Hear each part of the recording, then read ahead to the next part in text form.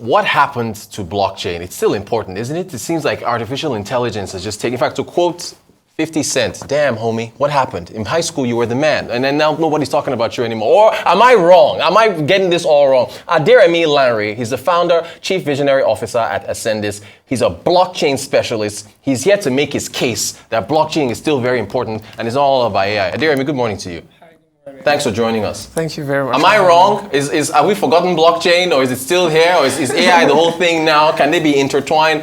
What's happening? Is blockchain still a headline maker? Oh yeah, of course it is. You sure? Yeah, I am. And it's still job opportunities in blockchain? Of course there are. Okay, let's remind everybody, because this thing is a baseline thing. What just for those who got all caught up in large language models and artificial intelligence and all this other stuff, what is blockchain again? Remind us.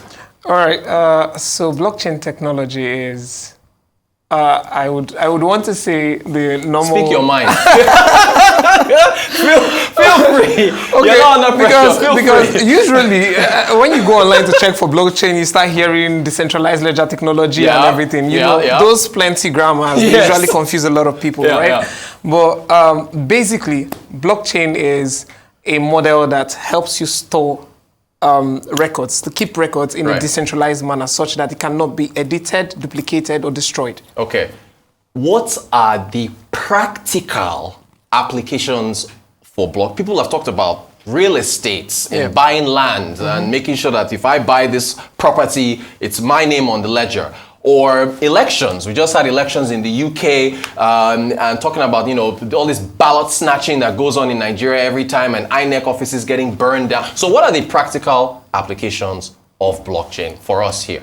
All right, for us here in Nigeria, there are lots of practical applications. But the first thing I would want to say is the most significant, or would be the most significant in Nigeria, is the decentralized IDs. Okay. Right? So identification. Yes, identification. You've heard what's happening with NIMSI and this 100 naira to get this NIN stuff. All right, so we can solve that. Yes. Okay, go ahead. Now, if the decentralized identification is solved, then a lot of other problems would be solved.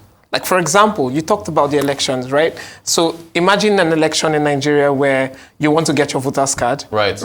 Instead of queuing up, it is just linked to your decentralized ID. And it pops up. Exactly. Yeah. And now you go to your ballot station and you want to cast your vote. You thumbprint and your vote is casted on the blockchain. Right. It is recorded. It cannot be manipulated. It cannot be edited. It cannot be destroyed. Right. It is recorded and it is there. And it can be duplicated. It cannot be duplicated. Okay, so how does INEC key into that? Because then if we bring them on the show, they'll tell you, oh, well, this. I mean, is it straightforward to where they can key into it and make sure that what is recorded at the ballot box, when it gets recorded on the blockchain, INEC sees it and knows that only Rotus voted for this person and that's it. How do they key in?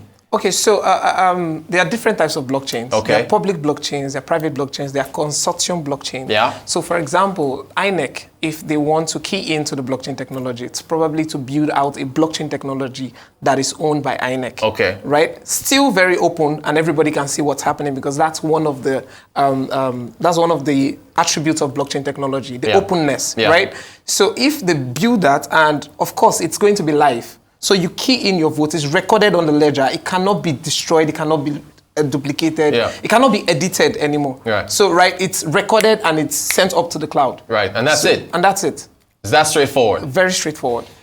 What about the energy requirements? There's been a whole lot of news around, I don't want to mention AI because this is a blockchain conversation, but around cryptocurrencies, the cryptographies, everything that's required. Is that being overhyped, the amount of energy that is required to keep the chain going and to verify and so on and so forth? To be very honest, we burn energy every day. Even to have the show running, right?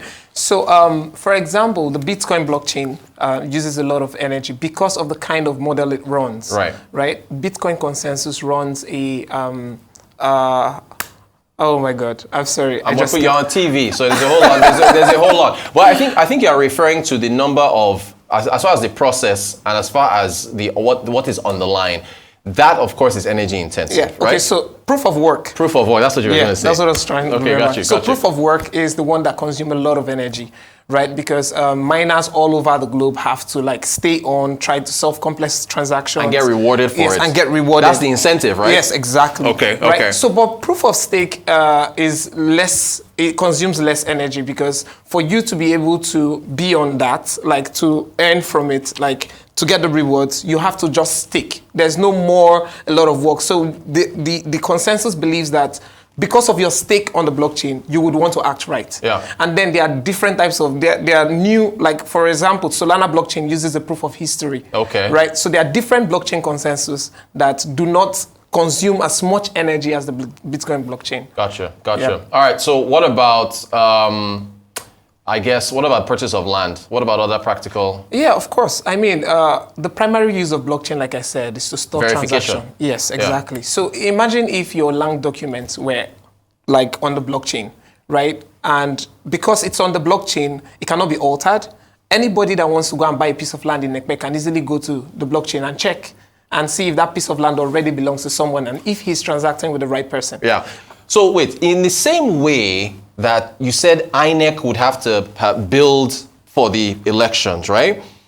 Does the municipality of Ekpe have to have its own, or is it Lagos State, or is it, you see, how granular are we getting here with the different blockchain models to verify land that you're buying, whether it's VI or Mushin or wherever? All right, so I was recommending that INEC build. They do not need to build. Oh, okay. Yes. Okay. So they can choose to use an already existing blockchain like the Polygon or another layer 2, or they can choose to use the Binance Smart Chain. Right. There are lots of chains. Don't mention Binance. So Binance is, no, the Binance company right. and the Smart Chain are different. Okay, cool. All right. So you do not necessarily need to build a blockchain. Yeah. But if like that, the reason I recommended it is because it's a government body. Gotcha. Right? Going and using an already existing blockchain. Security, so on. I mean, it's still secure, but you want something that you still have a little bit. Yeah, exactly. So for the land, who builds then? So for the land, you can use a blockchain that is already existing, that gives you speed, that gives you security, and gives you decentralization, and you're good to go. Bro, okay, let's talk jobs. Gotta talk jobs. Youth. You're a young person. You're dealing with young people. What about the job opportunities? You have to be trained in software development. You have to be Where are the jobs? Are the jobs here, or are you getting employed here to work for some company using? Because look, see what we're talking about now. If INEC was to build its own thing, or the state of Lagos or Ekpe or whoever, you're creating jobs because you have to get in, people who are going to verify the transaction. So that's what we're talking about job creation. So where are the jobs then? All right, so I will talk a little about my own story. Okay, fine. Right? So I got into the blockchain space via customer support. Wow. Yeah. Okay. So, and when I got in, I realized that there are several other jobs that you can do. Right now, I'm a digital marketer. Okay. Right? And I work for blockchain brands. Okay. Right? To expand awareness of what they're doing. Exactly. So that's another job that has been created. Okay. So now, and this blockchain, you cannot just interact with blockchain. It's just like the internet. When the internet came out, there are different products that were built out of the internet that created jobs, right? So exactly the same thing with the blockchain technology. So because of blockchain, I can decide to build an exchange. I am currently building the social media, which is Accendis, which is integrated with blockchain technology. Nice. So you see that there are so many things that we can do. Right? So you can be a community manager, a social media manager, a UI UX designer, product designer, a product manager, a front-end engineer, a back-end engineer, or you can start building your skill to the extent where you now write smart contracts. Right. Or better yet, you get to the point where you build blockchains. Right. But that's like advanced levels. And then you get hired by INEC to build their blockchain for the 2027 General elections. So can AI, any interface between AI and blockchain, is that possible, or it's still hands-on with the folks who are building these things? All right, so AI practically uses data, right? For it to work, for it to predict the future, it looks at past history. Right. Now, interfacing with blockchain technology would mean AI is using accurate data that is not being manipulated, right? So I feel like that's where the AI can come into play with blockchain technology, and we never know what the future holds. I mean, there are so many things that can come out of it. It's exciting stuff. Exciting. Look, Aderemi Lanre, Founder, Chief Visionary Officer at Accendis. Thank you so much for reminding us that blockchain is here to stay and we shouldn't get carried away with AI and all this stuff. Very much. Appreciate your time. Thank you so much for joining us.